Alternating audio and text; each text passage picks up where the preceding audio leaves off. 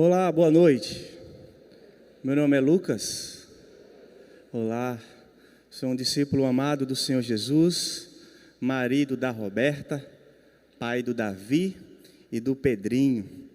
Uma honra, um privilégio poder estar aqui com vocês, adorando o Senhor, louvando o seu nome e agora nesse momento tendo um tempo de reflexão na sua palavra. O tema é perdão, mas antes de entrarmos nesse tema, eu queria compartilhar algo com vocês. Eu e minha família vivemos durante um ano de 2021, lá no Rio Grande do Sul, em uma cidadezinha pequena e muito aconchegante, chamada Nova Petrópolis, de cultura alemã. E lá, durante esse período de um ano, nós podemos viver algo extraordinário de serviço, de comunhão, de relacionamento, de vida na vida, de ver o Evangelho do Senhor Jesus sendo pregado e transformando vidas naquela região, naquele lugar. Eu pude testemunhar o quanto Deus tem usado irmãos e irmãs, pastores, pastoras, homens e mulheres de Deus para pregar o Evangelho naquela região. E foi um privilégio para nós ter passado esse tempo lá, servindo ao Senhor, usufruindo daquela terra tão linda, fria, mas fria de clima, mas muito quente de coração. E lá nós fomos muito amados, cuidados, amparados. Foi um tempo muito especial para a nossa família. Mas o mesmo Deus que nos levou para um momento tão especial, também nos traz de volta para viver algo também muito especial. Quer estar aqui com a Igreja de Jesus, vivendo o ministério da graça do Senhor, aqui junto com vocês. E é uma honra para nós e para a minha família poder caminhar novamente com os irmãos aqui na cidade e aqui na nossa amada igreja. Queridos, perdão é um assunto que toca cada um de nós, todos nós, seja marido ou esposa, seja filho ou filha, seja amigo ou amiga, seja qualquer grau de parentesco, qualquer relação social. Se você vive, você vai encarar esse assunto em algum momento da sua vida, e quem sabe seja esse o momento que você está passando também. Perdão dentro da igreja, perdão fora da igreja, na sua escola, faculdade, trabalho, na sua academia, na sua rua, no seu condomínio. Em todo lugar por onde andamos e vivemos, tocamos e somos tocados, nós iremos ser confrontados com a necessidade de perdoar e com a necessidade de sermos perdoados também.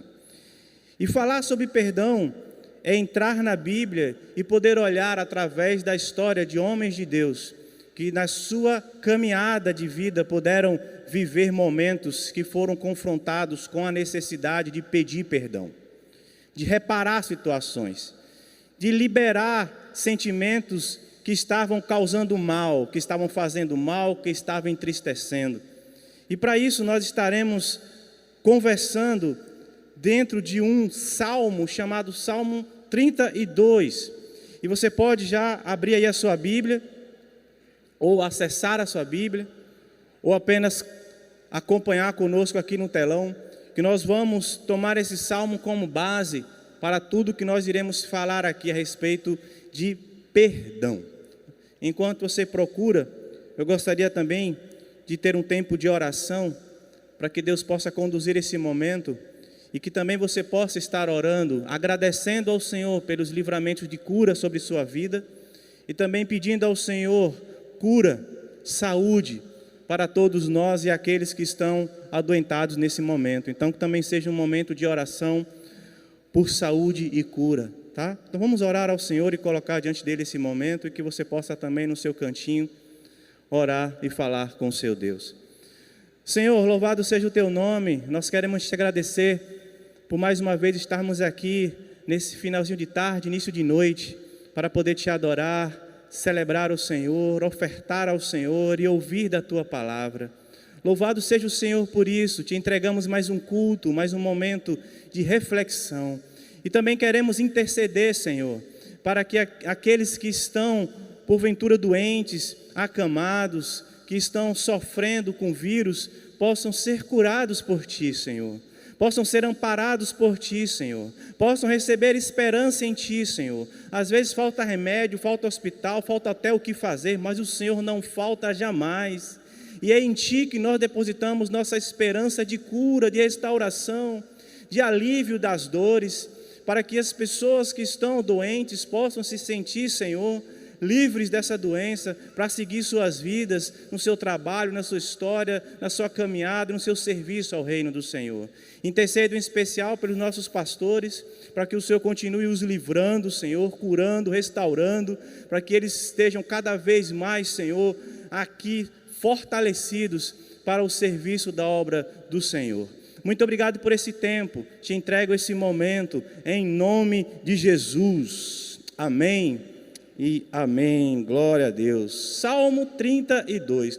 O Salmo 32, ele faz parte de um grupo de salmos conhecidos como salmos penitenciais. Era assim que a igreja antiga da época os chamava. Os salmos penitenciais são 7. E dentro desses 7, 5 são escritos pelo Davi. Esse Davi que o pastor Alcimor acabou de falar aqui. Ele escreve 5 desses 7 salmos e o 32 é um deles. E penitencial, não no sentido de reza, mas no sentido de arrependimento, de penitência, arrependimento por culpa, falha, ofensa, pecado. Arrependimento pelo mal praticado e assim detestado, provocando na pessoa que comete um grande desejo de apagar essa culpa e recomeçar a vida. É esse o objetivo de quem assim se encontra, com o sentimento de algo errado, mas com a necessidade de reparar para que a vida siga. Porque quando há no nosso coração a compreensão do mal praticado, e quando esse mal não é confessado, exposto e assim colocado, parece que a vida vai se arrastando e ela vai perdendo sentido e valor. Mas quando percebemos que o mal cometido, ele pode ser confessado e perdoado, aí sim, a vida recomeça. E é justamente o contexto desse Salmo 32 que nos leva a pensar a respeito disso. Então, leiam comigo aí, Salmo 32, do versículo 1 ao 11. Diz o seguinte: bem-aventurado aquele cuja iniquidade é perdoada, cujo pecado é coberto. Bem-aventurado o homem a quem o Senhor não atribui iniquidade, em cujo espírito não há dolo. Enquanto calei os meus pecados, envelheceram os meus ossos pelos meus constantes gemidos todo dia. Porque a tua mão pesava dia e noite sobre mim, e o meu vigor se tornou em sequidão de estio. Confessei-te o meu pecado e a minha iniquidade não mais ocultei. Disse: confessarei ao Senhor as minhas transgressões, e tu perdoaste a iniquidade do meu pecado. Sendo assim, todo homem piedoso te fará súplicas em tempo de poder encontrar-te. Com efeito, quando transbordarem muitas águas, não o atingirão. Tu és o meu esconderijo. Tu me preservas da tribulação e me cercas de alegres cantos de livramento. Instruir-te-ei e te ensinarei o caminho que deves seguir, e sob as minhas vistas te darei conselho. Não sejais como o cavalo ou a mula, sem entendimento, os quais com freios e cabrestos são dominados, de outra sorte não te obedecem. Muito sofrimento terá de curtir o ímpio, mas o que confia no Senhor, a misericórdia o assistirá. Alegrai-vos no Senhor, regozijai-vos, ó justos, exultai, vós todos os que sois retos de coração. Aleluia, lindo esse salmo. Se você não conhecia, muito prazer. Se já o conhecia, que você possa relembrar essa poesia escrita de coração para coração da palavra do Senhor para nós. Meus irmãos, falar sobre felicidade gerada por perdão é falar também sobre psicologia e religião, porque falar sobre tratamento de alma, comportamento, dores, mágoas, traumas, vícios, angústias, não tem como não falar sobre psicologia, sobre essa ciência que ajuda o ser humano a se conhecer melhor e encontrar ferramentas para curar a sua alma. para curar a sua história, para encontrar equilíbrio na sua caminhada. E nessa visão psicológica, nós temos algumas pessoas que se destacaram, escrevendo obras e sendo influência no mundo como um todo. Uma dessas influências é um psiquiatra chamado Jung, Carl Gustav Jung, um psicoterapeuta e psiquiatra suíço, que tem uma influência enorme no cuidado do ser humano e da compreensão das dores e da cura para essas feridas da alma. E o interessante é que o Jung tem um pai pastor, que na sua infância e adolescência o influencia, e essa influência segue em suas obras e em seus escritos, em livros que trazem elementos da palavra de Deus como apoio e auxílio para o tratamento de dores e problemas emocionais, frutos de uma vida, né? Porque se nós estamos vivendo, se caminhamos na vida, iremos tombar aqui e acolá. E nesses tombamentos nós podemos ficar ou nós podemos levantar, nós podemos parar ou nós podemos prosseguir. Vai ser de acordo com aquilo pelo qual você tem decidido viver e depositado a sua vida. E Jung vai dizer que confessar erros e estender o perdão é fundamental para a saúde física e a saúde emocional. Confessar e estender perdão é algo fundamental, de enorme importância para a saúde física e para a saúde emocional. Muitas das dores têm alívio quando descarregamos emoções que estão nos entristecendo, nos acusando e nos deixando para baixo. Parece que quando curamos ou buscamos cura para dores da nossa alma, e essa cura chega, todo o nosso corpo é influenciado, impactado por isso. Todo ele. Existem alguns escritos e frases que nos ensinam e nos levam a entender a importância de parar e pensar nas questões negativas do sofrimento. O afeto negativo e o sofrimento emocional crônico corroem a saúde, afetam a reatividade cardiovascular, empobrecem a qualidade do sono. Quantas vezes nós demoramos a dormir, a relaxar, porque estamos preocupados, às vezes tristes, com um peso no coração por questões de comportamentos. Estimulam a produção de estresse, sendo associados ao longo tempo com o desenvolvimento de condições clínicas como a depressão. A tristeza, o sofrimento, quando não é tratado, quando não é valorizado no sentido de se gastar energia para cuidar e sarar, ele pode levar a um estado clínico de depressão, que alcança qualquer um, de criança ao idoso. Ninguém está mais livre disso. Trabalhando e servindo com adolescentes, eu já perdi a conta de quantos adolescentes eu já conversei que estavam passando por situações depressivas profundas e crônicas e tomando remédio para poder encontrar cura. Adolescentes, começando a vida.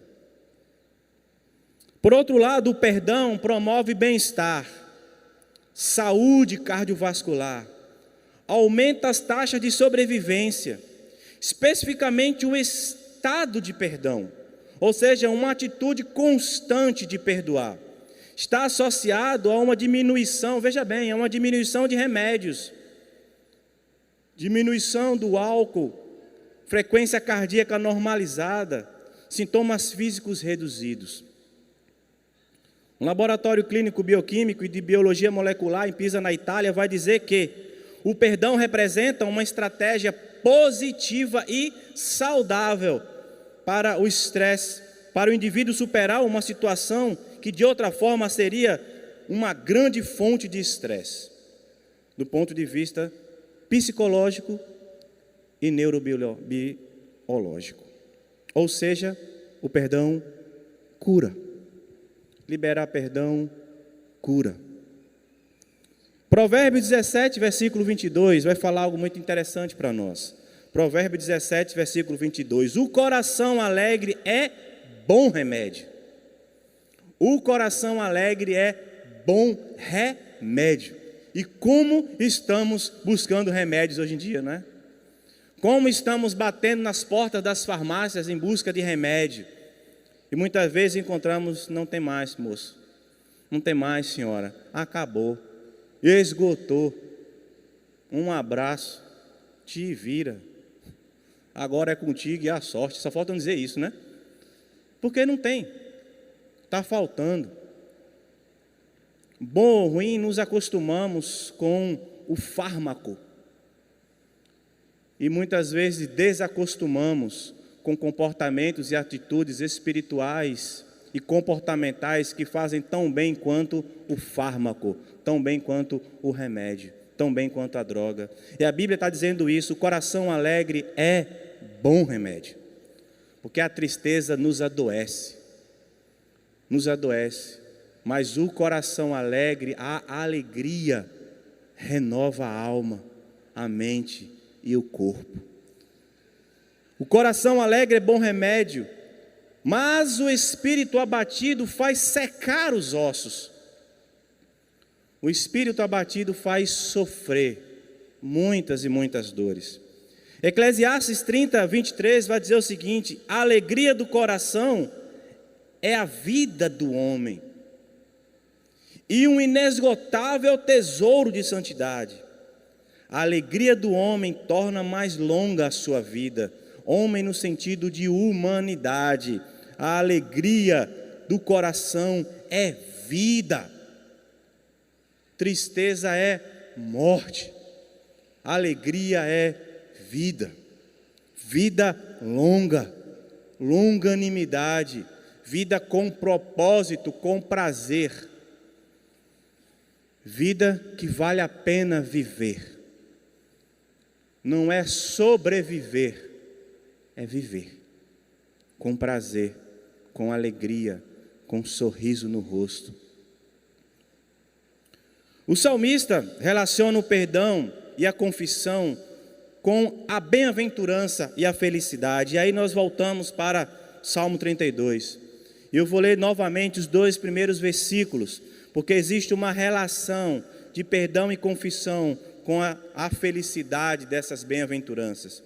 Bem-aventurado aquele cuja iniquidade é perdoada, cujo pecado é coberto. Bem-aventurado o homem a quem o Senhor não atribui iniquidade, em cujo espírito não há dolo. Oh, quão feliz! Seria uma tradução para bem-aventurado. Oh, quão feliz! Quão feliz é aquele cuja iniquidade é perdoada. É um bem-estar que pode ser experimentado momentaneamente ou por um período prolongado. Porque enquanto a maioria busca e vive momentos de felicidade, Deus nos desafia a experimentar um estado de permanência, onde o contentamento e a alegria prevalecem sobre as circunstâncias. Aprendi a viver feliz em toda e qualquer circunstância.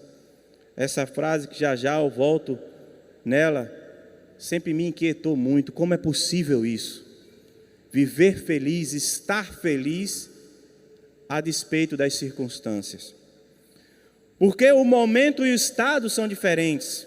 Nós podemos ter momentos de felicidade, momentos que são até saudáveis e momentos que são destrutivos. Um momento de saudável de felicidade é quando eu me encontro triste por algum motivo e eu convido amigos para vir à minha casa, ter um tempo de comunhão, comer junto, bater papo, rir um pouco, desopilar. E eu ali encontro um momento que eu saio do meu problema, da minha tristeza. Por mais que ele volte lá na frente, ele vai voltar, mas é um momento saudável, momentos. Mas existem momentos que não são saudáveis e que nos levam ao fundo do poço, ao vício, ao descontrole,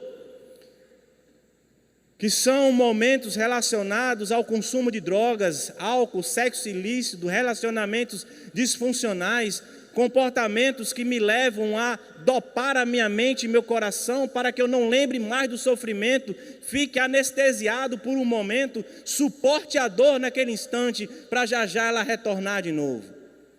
Na psicologia isso é chamado de ciclo da dor, onde eu fico ali rodando, encontrando motivos, mas não vou no ponto, não vou na ferida, eu fico circulando por ela, tentando aliviá-la, coçando a dor, sem tratar. E quando a gente coça, dá aquela sensação boa, né? Quando a gente está com uma coceirinha, um caroço, às vezes você está coçando, você sente, ui, que coisa boa, né? Ai, bom. Mas o caroço fica lá. E às vezes essa coceira até piora o carocinho. E esses são os momentos que nós criamos. Deus nos desafia a viver num estado de permanente felicidade. A felicidade, meus irmãos, pode ser explicada por causa e consequência. Desculpa, a infelicidade. A infelicidade pode ser explicada por causa e por consequência. Quais seriam as supostas causas de uma infelicidade? Quebra de vínculos. Vínculos emocionais e saudáveis nos quais eu depositava alguma esperança. Podem ser pessoas, lugares, circunstâncias, bens. Quando eu perco aquilo detona a minha mente e meu coração, me coloca para baixo e me torna infeliz. Quais são as consequências disso? Desilusão, desespero, frustração, depressão, doenças e até morte. Nessas caminhadas que eu fiz lá nessa cidade que eu falei para vocês no sul, eu me deparei, eu já sabia disso, com uma realidade absurda de suicídio. De pessoas que não conseguem e nem querem lidar com a dor ou com o fracasso ou com o desespero da vida. E para não expor a sua dor, ou não sabendo lidar com sua dor, encontram na sua própria vida, no fim da sua própria vida, o fim do seu sofrimento. E eu me deparei com pessoas que tinham parentes que tinham se suicidado pela tristeza da dor. Se quem sabe alguém tivesse chegado ali e dissesse para ele que existe um Deus que pode curar essa dor, que pode aliviar esse sofrimento, se alguém tivesse chegado e dado um abraço, se alguém tivesse chegado e apresentado Jesus, se alguém tivesse chegado e tivesse dito, não faz isso não, porque existe um Deus que te ama e Ele pode te curar. Quem sabe essa pessoa não tivesse tirado a vida. Eu tenho um amigo lá que perdeu a mãe e o pai, que se suicidaram por dor. Simplesmente dor. Porque, meus irmãos, a causa maior é a quebra da comunhão e do relacionamento com Deus e com as pessoas que nos fazem bem. A quebra da comunhão e do relacionamento com Deus é um fator que nos deixa vulneráveis para a infelicidade crônica que nos adoece e detona a nossa vida. Isaías 59, versículo 2 vai dizer o seguinte: mas as vossas iniquidades fazem separação entre vós e o vosso Deus, e os vossos pecados encobrem o seu rosto de vós, para que não vos ouça. A verdadeira felicidade, meus irmãos, consiste em ter e viver em paz com Deus. Viver em paz com Deus.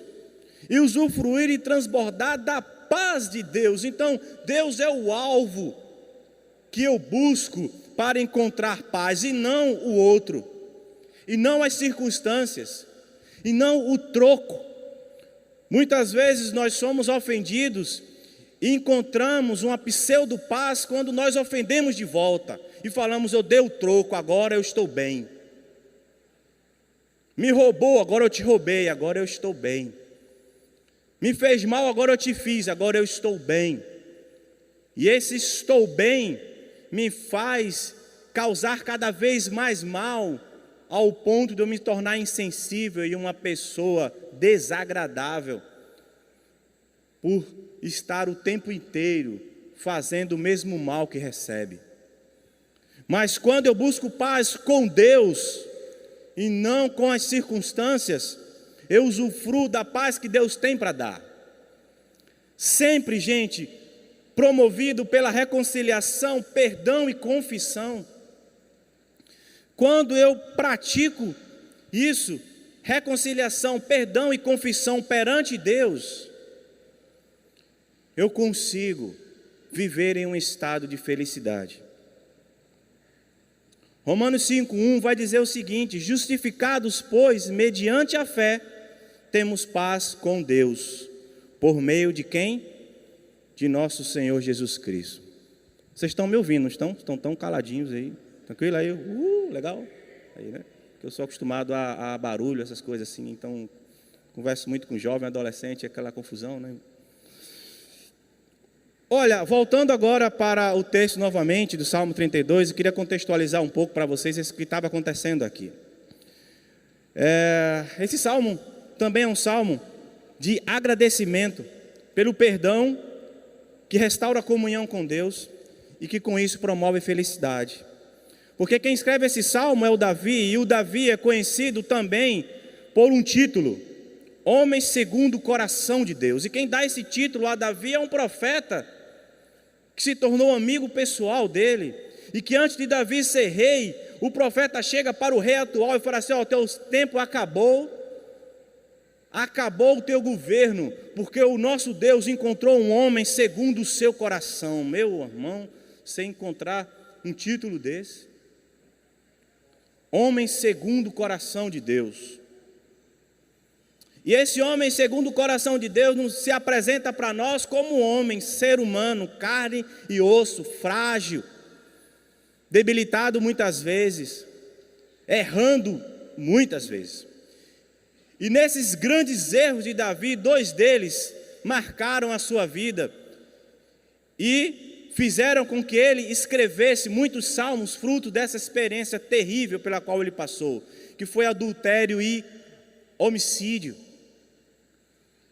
Davi, após se encantar com uma moça que se banhava no seu reino, enquanto os seus soldados estavam lutando em uma batalha e ele no palácio descansando, ele se depara com uma mulher que estava tomando banho.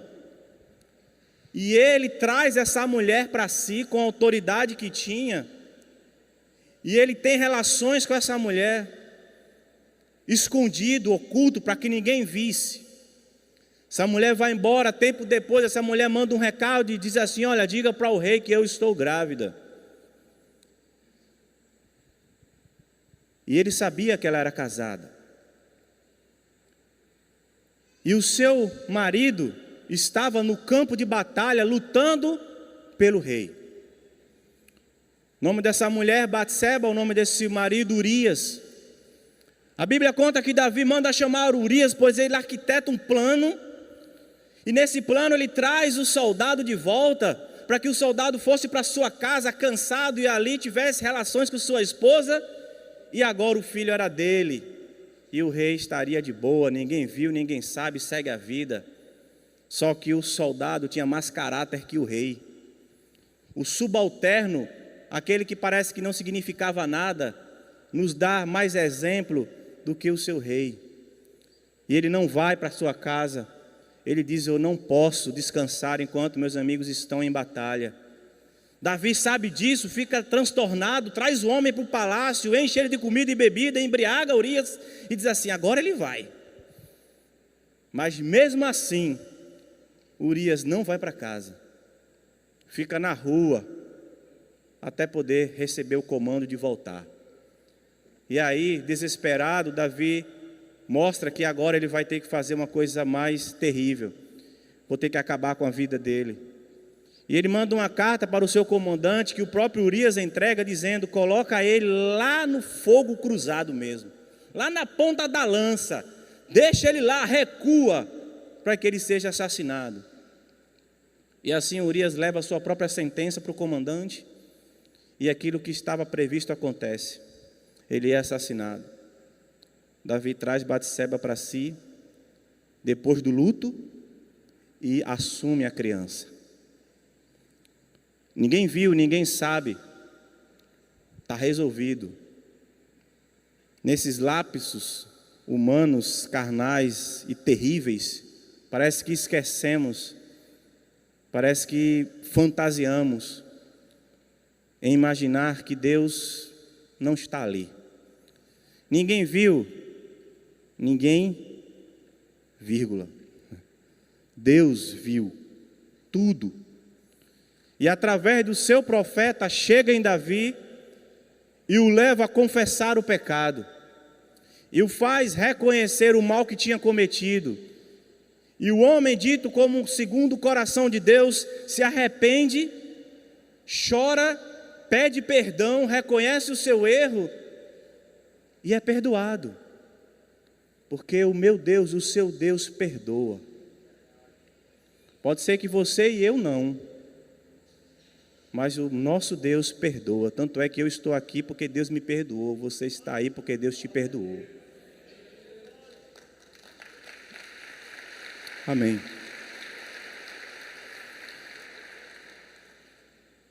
Só que tem consequências.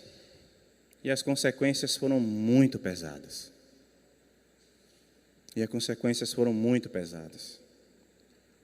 Mas essa já é uma outra história, que quem sabe um dia a gente conversa aqui. Meus irmãos, veja como o salmista resume essa questão da felicidade, né? Porque o versículo 1 e 2 vai nos trazer essa compreensão do que significa ser feliz quando há perdão em nossas vidas. A felicidade, dentro dessa palavra de bem-aventurança, ó quão feliz, ela nos mostra que Deus sempre abençoa incondicionalmente, ou seja, mesmo quando não merecemos, Deus abençoa. E feliz, meus irmãos, é quem não encobre o seu próprio pecado e o confessa e encontra perdão. Porque essa bem-aventurança, essa felicidade, ela tem da nossa parte uma iniciativa. Eu não posso simplesmente verbalizar algo e não agir, porque perdão significa alguma ação cometida que outra ação precisa vir para consertar o erro. Eu não posso simplesmente na minha mente e meu coração dizer assim: olha, eu estou perdoando, ou eu vou perdoar, ou eu estou sendo perdoado. Se não há uma ação que provoque e demonstre esse perdão. A Bíblia vai nos ensinar isso, que essas iniciativas são importantes. Filipenses capítulo 2, versículo 12, vai nos mostrar sobre o desenvolvimento dessa salvação com temor e tremor. Desenvolvimento. Efésios 4, 22 e 23 também nos leva a perceber o seguinte: quanto ao trato passado, vos despojeis do velho homem, ou seja, se tire a roupa, tenha uma ação que tire de você a vida humana, carnal e longe de Deus, que é o velho homem, que se corrompe segundo os desejos do engano, e vos renoveis, renovação, no espírito do vosso entendimento. Despojar e renovar. Atitudes, iniciativa.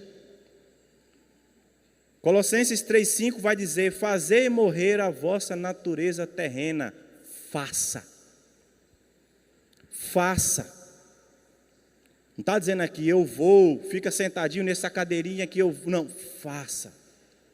Faça morrer a vossa natureza terrena. Porque Deus capacita, Deus completa a obra, mas nós temos participação nisso.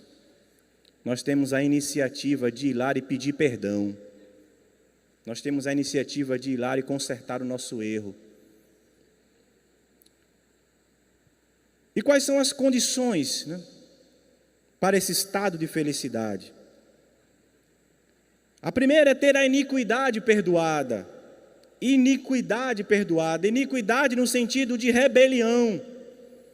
Quebra no relacionamento entre pessoas.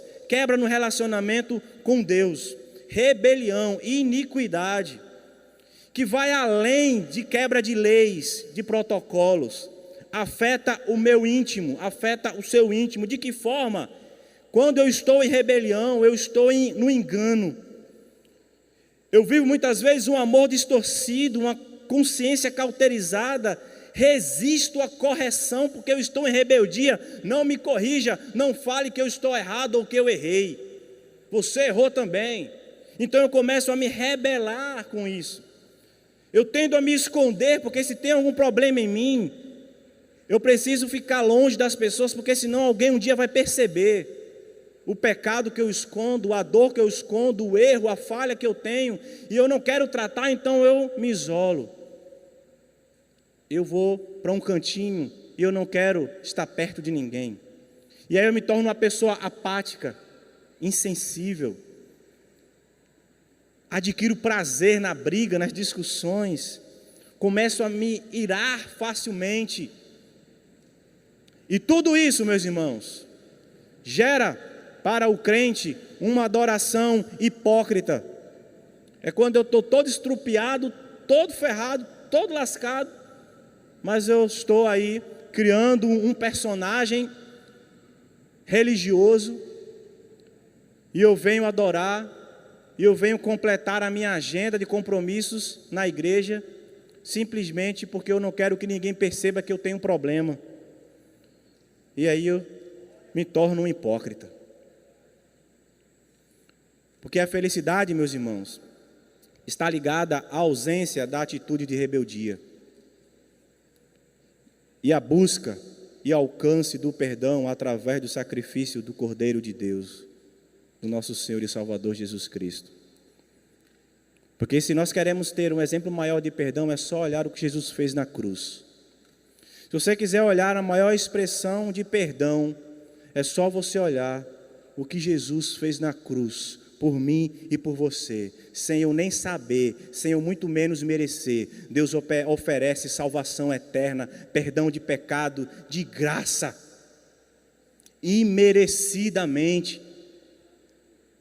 Essa é a maior expressão de amor e de perdão que eu possa ter como exemplo para perdoar as pessoas. Porque se Deus me perdoa sem eu merecer, quem sou eu para não perdoar? Se Deus age na minha vida dessa forma, quem sou eu para não agir?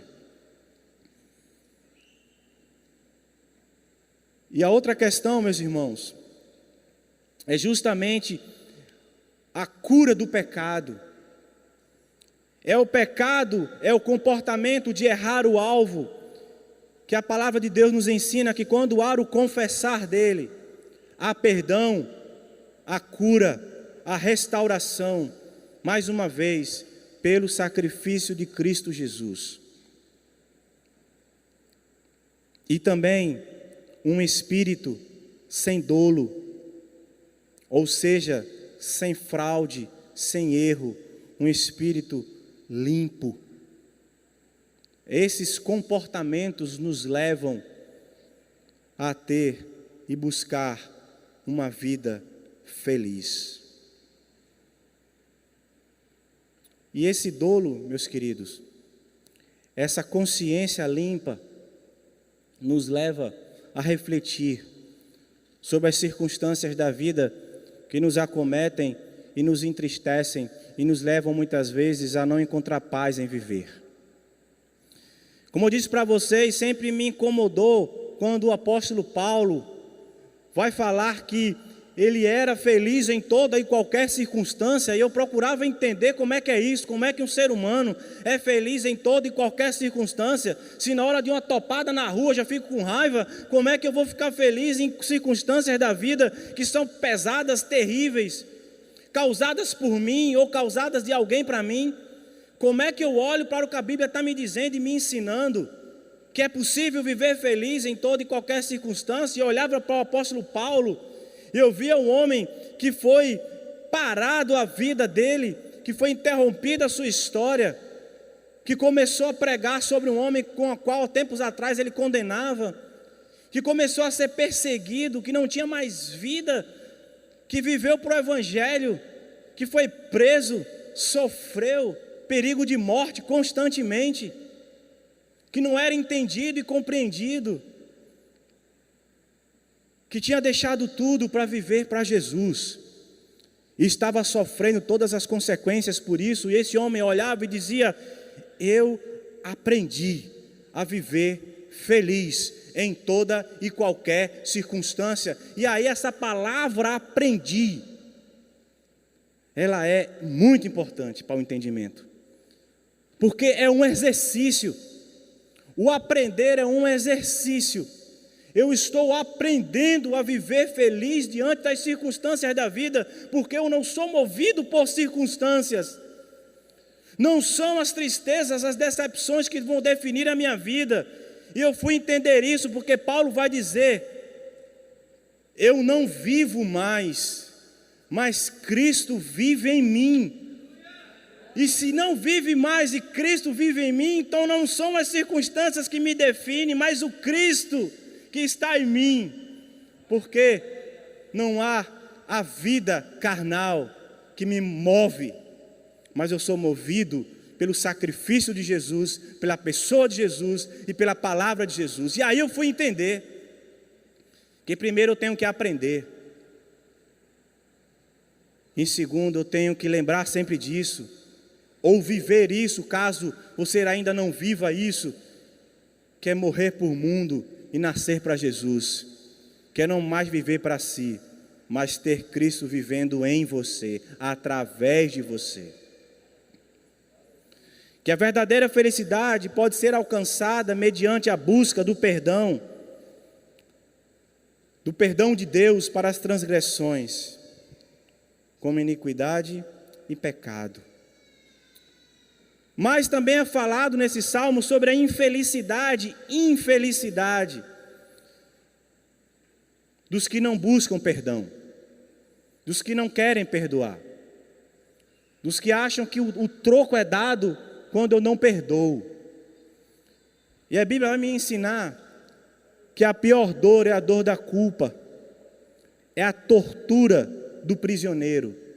Porque quando eu não perdoo, quando eu não libero o perdão, eu sou um escravo da dor, eu sou um escravo do sofrimento, eu sou um escravo daquilo que me faz mal, e aquilo me tortura tempo a tempo, por ser uma culpa real, ou até uma culpa falsa, porque às vezes estamos tão mergulhados naquilo que nos faz sofrer, que nós começamos a fantasiar, a achar coisas que nem são verdades, e aquilo vai minando a nossa mente e o nosso coração. A outra condição da infelicidade é quando eu silencio, quando eu calo, quando eu não estou mais verbalizando aquilo. É como se a dor estivesse travando a minha mente e as minhas atitudes. O silêncio, para quem está em pecado, para quem precisa liberar perdão, ele é devastador. Provoca ausência de reconhecimento, encobrimento e engano. Existe uma frase no Celebrando Restauração que é muito perfeita para isso aqui: estar na negação. Estar na negação. Estar na negação é quando eu digo que eu não tenho um problema, quando de fato eu tenho. É quando eu falo que está tudo bem, quando não está tudo bem. É quando eu me acostumo com essa frase que parece simples, insignificante, mas que ela vai moldando a minha vida. É quando eu acordo de manhã, alguém pergunta: "Ei, está tudo bem?" Eu respondo: "Tudo bem." Aí o outro: "Tudo bem, tudo bem, tudo bem, tudo bem, tudo bem, tudo bem, tudo bem, tudo bem, tudo bem, tudo bem." E isso segue a vida. Porque nós sabemos que tudo nunca vai estar bem. Mas nós nos acostumamos com essas pequenas palavras e comportamentos a não encarar a realidade da vida e dizer para todo mundo que nós estamos bem. Isso é estar na negação. Esse comportamento eu adquiri durante a minha caminhada no CR, e até hoje, sem querer, eu constranjo pessoas quando me perguntam como é que eu estou. Até no supermercado mesmo, quando eu vou passar alguma coisa e as pessoas, de uma forma educada, perguntam: opa, bom dia, tudo bem? Eu falo: não, tá não. A pessoa olha para mim assim, daquele susto, né? Não tá não.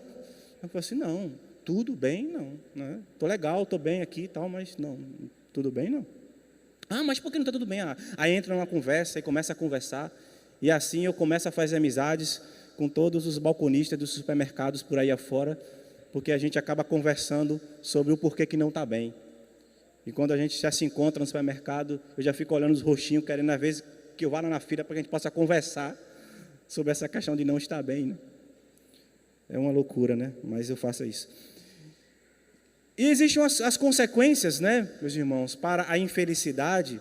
A Bíblia vai nos mostrar que a consequência é essa sequidão dos ossos, é o definhamento do corpo, é o sofrimento, é a mão de Deus pesando, é o vigor diminuindo, a tristeza nos machuca, nos cala, a tristeza ela nos definha. É fácil ver uma pessoa triste, porque você percebe, a pessoa parece que ela vai perdendo o brilho. Eu falo isso por experiência própria. A somatização do pecado encoberto, meus irmãos.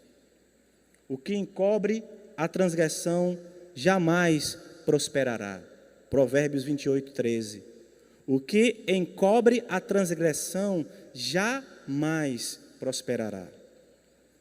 E aí eu lhe faço algumas perguntas agora. O que te perturba? O que te oprime? O que em sua vida tem dado lugar para o diabo te acusar?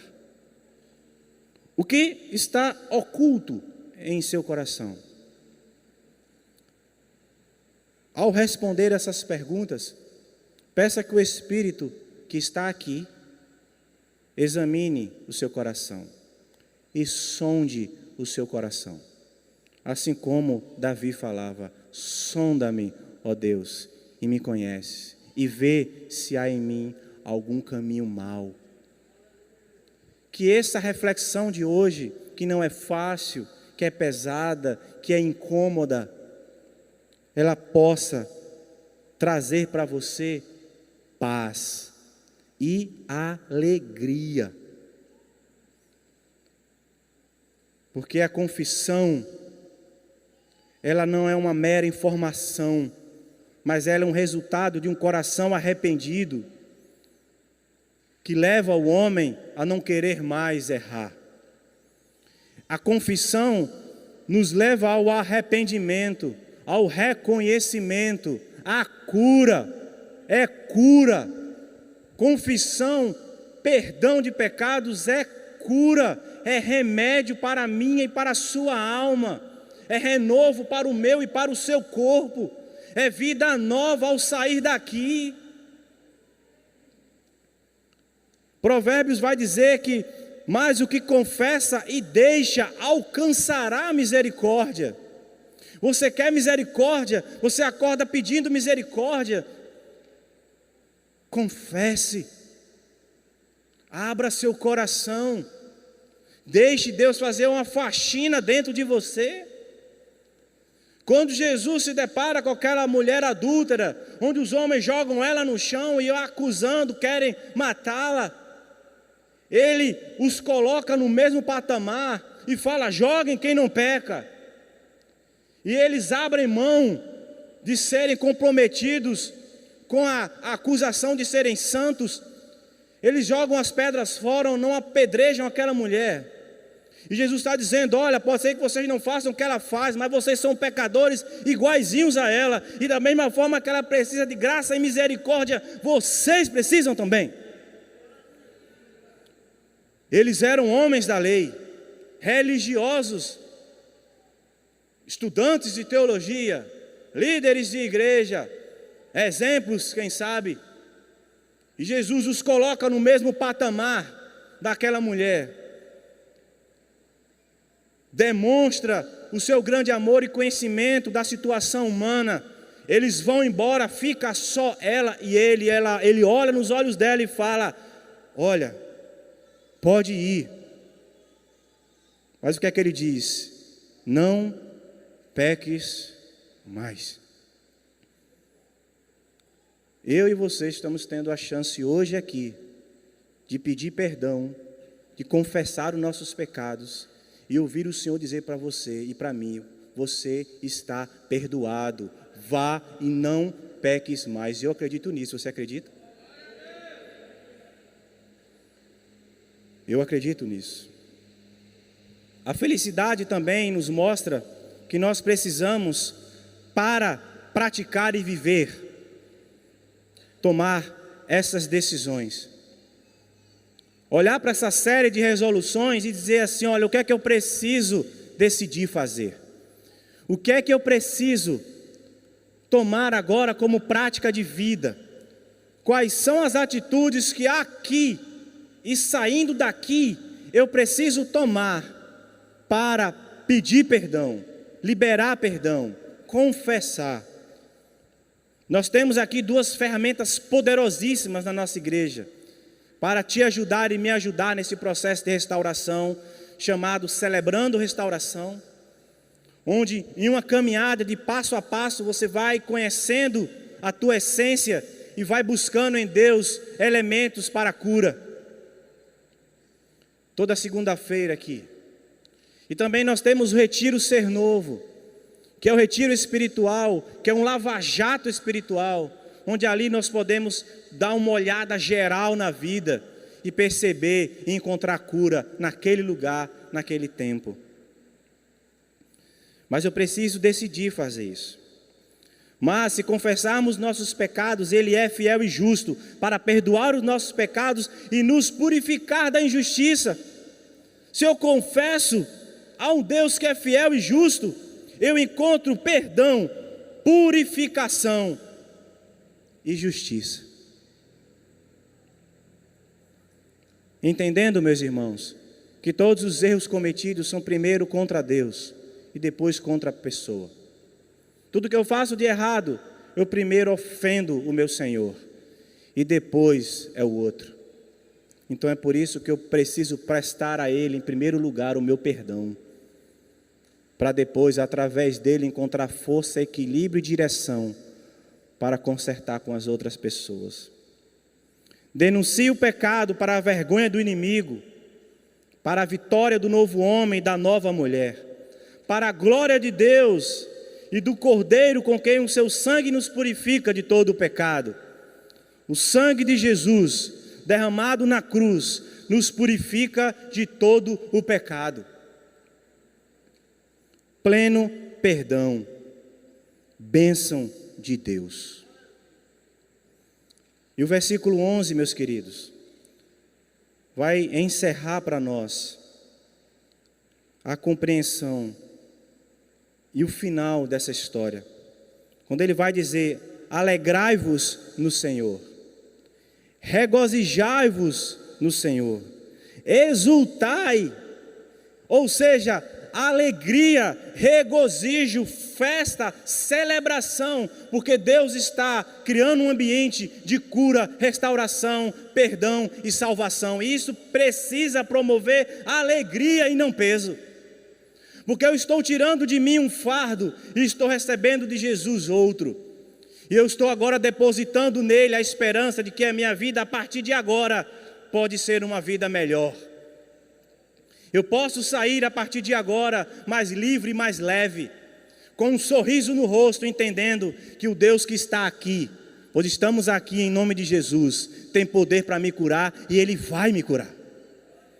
E se você tem essa fé, meu irmão, se você tem essa fé, minha irmã, que você aproveite esses momentos para buscar em Deus socorro e auxílio para a sua vida, para a sua alma, para a sua casa, para a sua história, para o seu corpo, cura para o seu corpo, porque o nosso Deus tem cura para dar.